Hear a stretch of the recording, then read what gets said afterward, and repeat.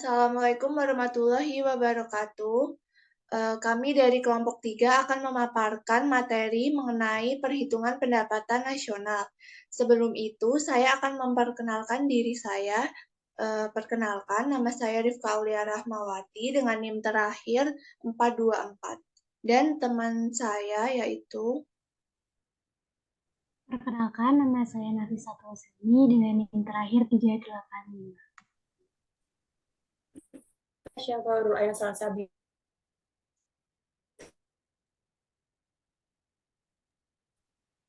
Dan saya Alena Mafudini Agustin dengan NIM akhir 415.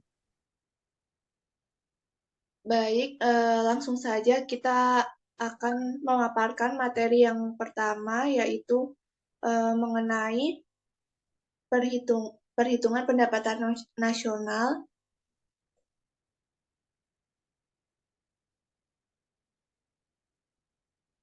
Yang pertama adalah pengertian dari pendapatan nasional. Pendapatan nasional adalah suatu bentuk tolak ukur yang dipakai untuk memperhitungkan suatu perekonomian negara untuk memperoleh gambaran tentang perekonomian yang sudah dicapai dan nilai pengeluaran yang diproduksi. Kemudian ada konsep pendapatan nasional.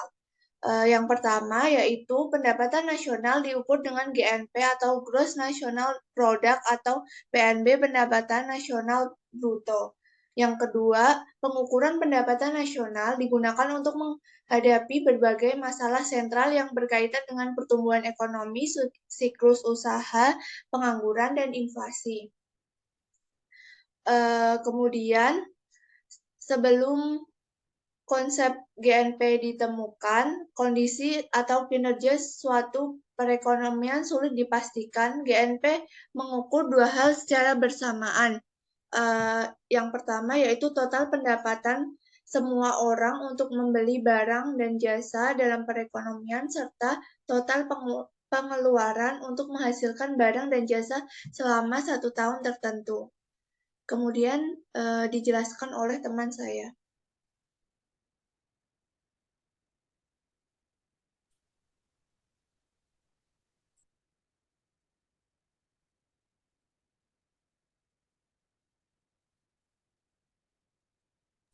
Baik, kemudian mengenai arus uang ekonomi di makro. Ada beberapa aktor di sini, yaitu ada konsumen, produsen, juga pasar keuangan.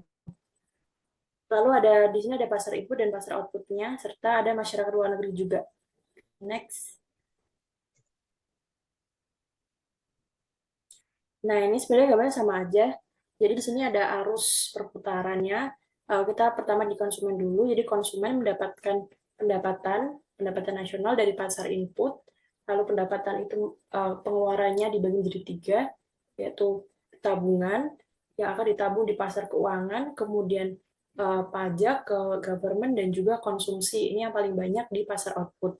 Nah, tabungan yang masuk ke pasar keuangan, artinya pasar keuangan mendapatkan aliran keuangan yang kemudian akan diubah menjadi pinjaman usaha untuk perusahaan yang akhirnya untuk menciptakan barang produk output gitu.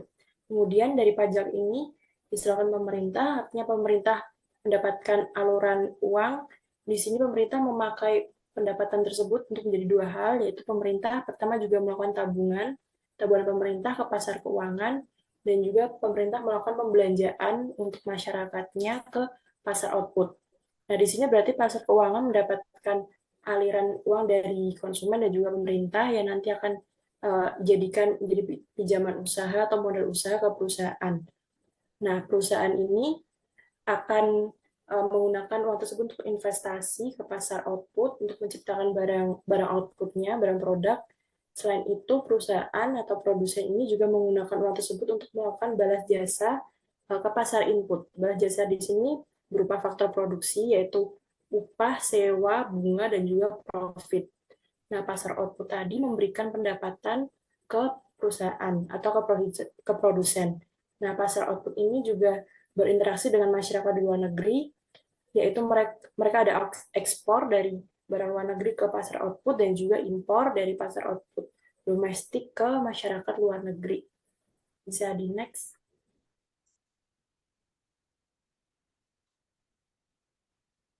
Nah, kemudian tadi pendapatan nasional sudah dijelaskan di awal. Jadi di sini singkat, yaitu konsep perhitungan kinerja ekonomi suatu negara dengan menjumlahkan nilai pasar barang dan jasa akhir yang diproduksi suatu negara pada periode tertentu. Nah, di sini ada yang di-highlight yaitu perhitungan. Perhitungan di sini mengarah ke PDB atau GDB ya. Berarti PDB produk domestik bruto atau gross domestic product. Jadi di sini PDB atau GDB itu sama, hanya PDB ini istilah bahasa Inggrisnya sama-sama domestik. Bisa dilanjutkan. Nah, ini masuk ke PDB atau produk domestik.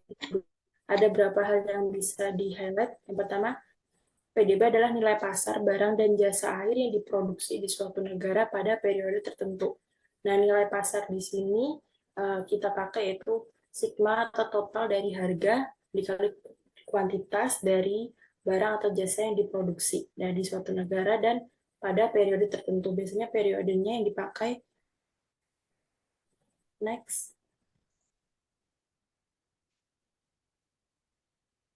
Nah, tadi udah PDB, sekarang PDB di Indonesia. Jadi artinya ya berarti nilai pasar barang dan jasa akhir yang diproduksi di Indonesia pada periode tertentu.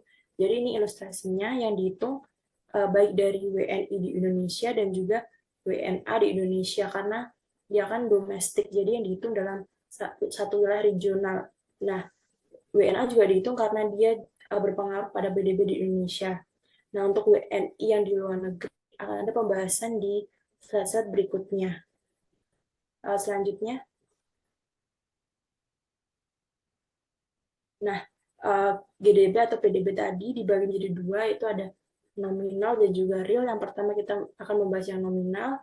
Pengertiannya hampir mirip, yaitu nilai akhir barang dan jasa yang diproduksi di dalam negeri pada tahun tertentu yang dinilai dengan harga pada saat. Jadi yang membedakan adalah dinilai dengan pada harga pada saat itu. Nah, ini ada rumusnya. Ini rumus GDP awal.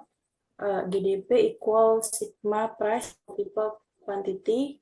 Nah, contohnya kalau GDP nominal 2021 yaitu sigma dari harga 2021 dikali dengan kuantitas di 2021 karena dia harga pada saat itu. Nah, jadi ini formulanya GDP tahun ke N sama dengan sigma dari harga ke N kuantitas ke N. Selanjutnya masuk ke GDP real, bisa di next. Nah, ini real GDP atau biasa sebutnya GDP harga konstan, yaitu nilai akhir barang dan jasa yang diproduksi di dalam negeri pada tahun tertentu yang dinilai dengan harga pada tahun dasar. Nah, ini rumus awalnya GDP sama dengan sigma price dikali GDP tahun 2021 dengan real GDP, yaitu sama dengan sigma dari harga tahun 2019 sebagai harga pada tahun dasar dikali dengan kuantitas pada tahun itu, yaitu tahun 2021. Nah, ini formulasinya GDP tahun ke N sama dengan sigma dari harga tahun dasar dikali dengan kuantitas pada tahun dasar. Ini akan dijelaskan oleh teman saya.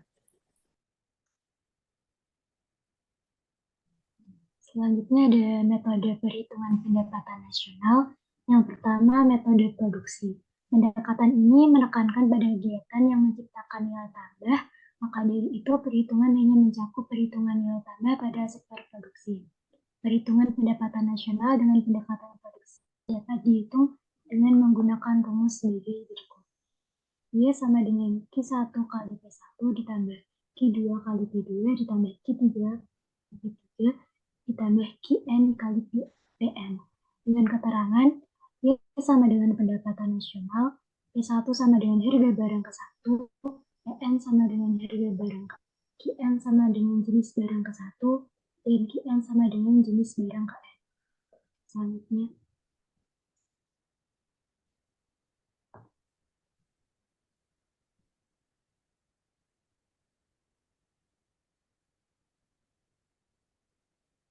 yang kedua ada metode pengeluaran. Pada pendekatan ini, pendapatan nasional dihitung dengan cara menjumlahkan permintaan akhir dari para pelaku ekonomi, seperti konsumen, produsen, dan pemerintah dalam suatu negara meliputi 1. Pengeluaran konsumsi rumah tangga, 2. Investasi domestik bruto, 3. Pengeluaran konsumsi pemerintah, 4. Ekspor neto atau nilai ekspor dikurangi dengan impor.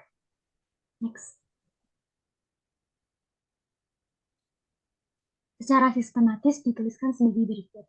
Y sama dengan C ditambah Y ditambah I ditambah X min M dengan keterangan Y sama dengan pendapatan nasional, C sama dengan consumption, I sama dengan investment, G sama dengan government expenditure, dan X sama dengan ekspor, M sama dengan impor.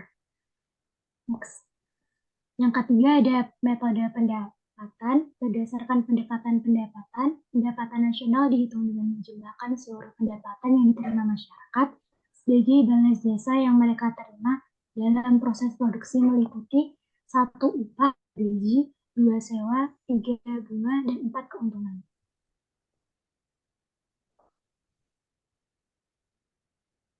Jadi secara matematis, menurut pendekatan pendapatan nasional dirumuskan sebagai berikut.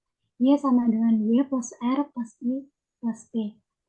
Keterangannya, Y sama dengan pendapatan nasional, R sama dengan pendapatan dari upah, gaji, dan lainnya, Y sama dengan pendapatan basic dari sewa, I sama dengan pendapatan dari bunga, P sama dengan pendapatan dari keuntungan perusahaan dan usaha perorangan. Selanjutnya akan dijelaskan oleh teman saya. Selanjutnya yang perlu kita ketahui itu transaksi non-PDB. Kita perlu tahu ini agar tidak terjadi dalam perhitungan tidak terjadi double entry ataupun multiple entry. Ada beberapa variabel yang tidak perlu kita perhitungkan dan kita bagi menjadi 3 kelompok melalui produksinya, penerimaan, dan pengeluaran. Yang pertama dari produksinya, variabel-variabel yang tidak termasuk yaitu produksi barang yang dikonsumsi sendiri, kemudian jasa yang dilakukan untuk diri sendiri, dan barang ilegal. Kemudian untuk penerimaan yang tidak termasuk transaksi PDB yaitu beasiswa, bantuan sosial, bunga dari utang negara, bunga dari pinjaman konsumsi. Kemudian untuk pengeluaran yang termasuk transaksi non-PDB ada transfer payment yaitu pengeluaran pemerintah tanpa balas jasa, pembelian barang ilegal atau underground ekonomi, dan pembelian barang bekas. Selanjutnya akan dilanjutkan oleh rekan saya.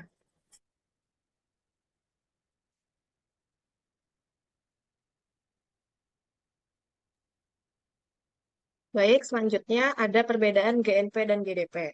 Perbedaannya adalah GDP atau Gross National Product mengacu kepada barang dan jasa yang dihasilkan oleh warga negara atau penduduk suatu negara selama 1 tahun, baik yang tinggal di dalam negeri maupun luar negeri. Sedangkan GDP atau Gross Domestic Product mengacu kepada barang dan jasa yang dihasilkan dalam suatu wilayah negeri ataupun orang. Selain itu, yang membuat nilai GDP dan GNP adalah from abroad atau pendapatan terhadap luar negeri dari produksi.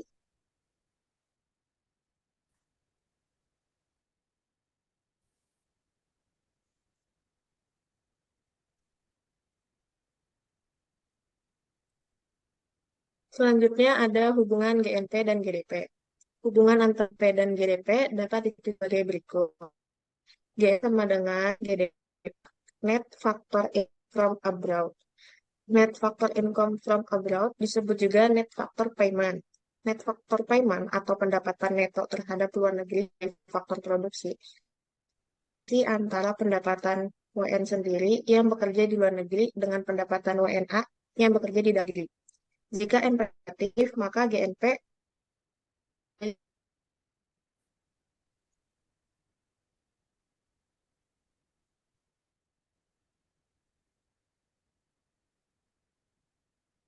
baik. Sekian dari terima kasih.